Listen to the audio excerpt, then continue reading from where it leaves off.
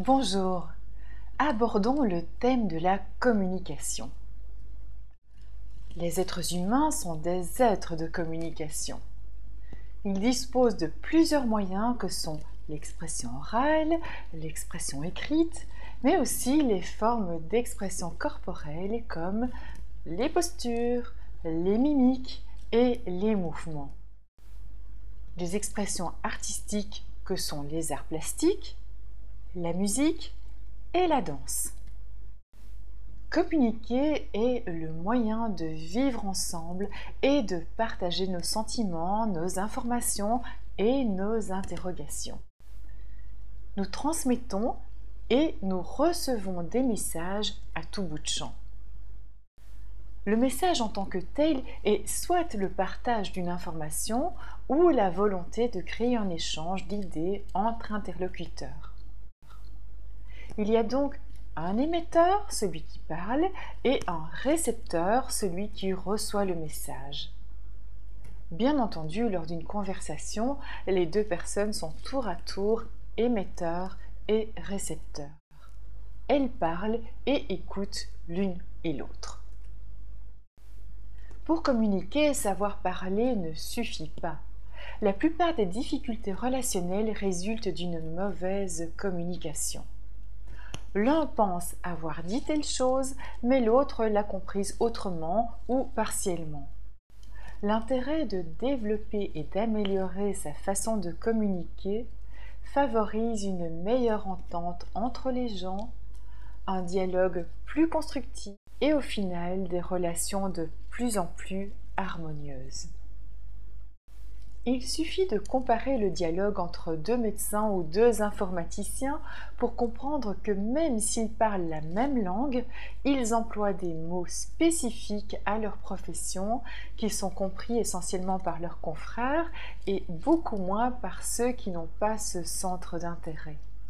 Apprendre à exprimer et à mieux écouter ce qui nous est dit est l'enjeu de cette leçon. À partir du moment où deux personnes sont réunies, il leur est impossible de ne pas communiquer. Même le silence est révélateur. Lors du deuil, les temps de parole et les temps de silence seront impactés par l'intensité émotionnelle encore plus qu'à l'accoutumée. Il est donc essentiel d'être attentif à ce qui est dit, à comment c'est dit et à ce qui n'est pas dit. Parlons de l'émetteur du message, c'est-à-dire celui qui parle. Savez-vous que lorsque nous avons une idée en tête et que nous la partageons à quelqu'un, elle se perd partiellement au fil du temps. L'idée est à 100% dans le mental, mais dès que nous la communiquons, on n'est déjà plus qu'à 90%. Celui qui écoute n'en capte que 80%, mais il en oublie rapidement une partie, en interprète une autre et finalement, le pourcentage de ce qui a été retenu est faible. Celui qui s'exprime le fait dans le but de se faire comprendre par l'autre.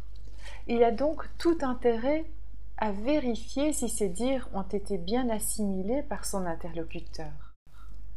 Ce que l'on pense dire n'est pas forcément ce qui est entendu. Je vous donne des exemples. Imaginons qu'Alice dit « Oh, j'adore quand c'est toi qui fais des crêpes ».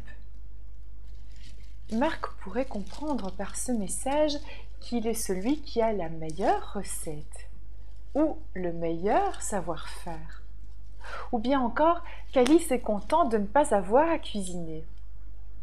Imaginons ce qui se passe la fois suivante si Marc pense qu'Alice est contente de ne pas devoir cuisiner et qu'il prépare un repas qu'elle n'aime pas trop.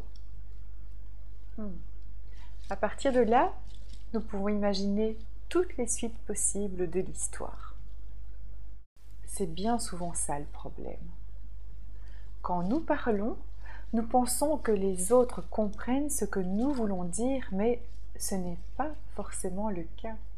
Quand nous sommes en plein désarroi, c'est encore plus difficile d'exprimer ce que l'on ressent et parfois nous aimerions que les autres nous comprennent ou nous pensons que c'est le cas. Et il faut bien comprendre que ce n'est pas toujours le cas. En s'exprimant correctement, l'autre ne reçoit déjà que partiellement ce qui semble complet dans notre mental. Apprenez à vous exprimer en « je ». Je voudrais ceci, je ressens cela, j'ai besoin de. Dites les choses simplement mais clairement. Prononcez le mot oui ou le mot non quand vous voulez ou ne voulez pas quelque chose. Je vous donne un exemple.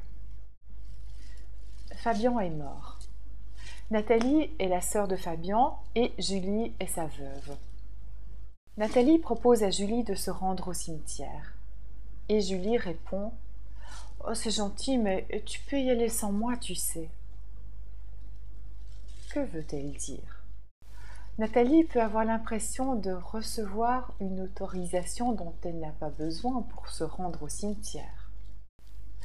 Julie n'a-t-elle aucune envie de s'y rendre? Julie en a-t-elle assez qu'on lui tienne la main?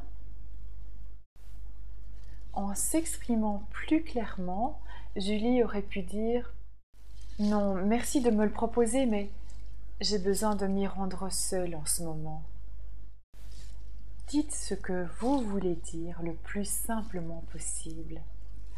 Vous aurez une meilleure chance d'être compris. L'autre aspect autour des mots que nous prononçons concerne le ton employé et la gestuelle. En effet, ce qui est dit représente un faible pourcentage de la valeur totale du message, à peine 10%. Le reste de la valeur est donné à la manière de dire les choses.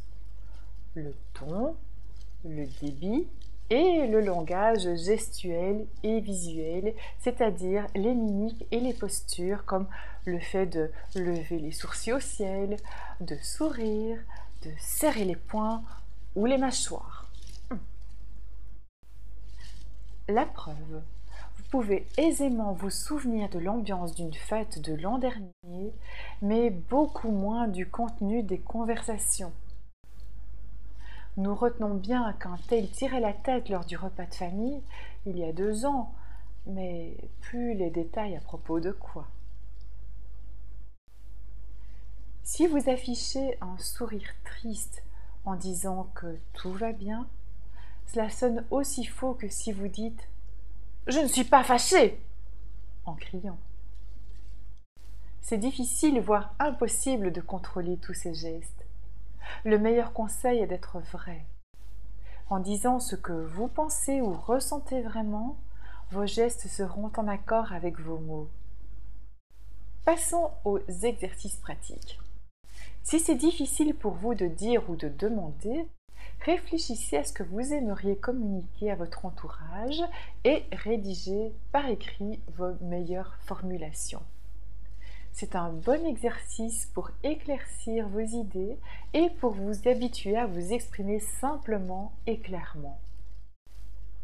Reprenez vos phrases de jour en jour et modifiez-les jusqu'à les considérer comme parfaites. Dans un second temps, osez les dire gentiment à vos interlocuteurs. Si vous voulez établir une bonne communication et vous faire comprendre, soyez clair, simple, concis et dites ce que vous voulez dire sans détour tout en restant calme et poli. Retenez que les autres ne devinent pas vos pensées, vous devez les dire.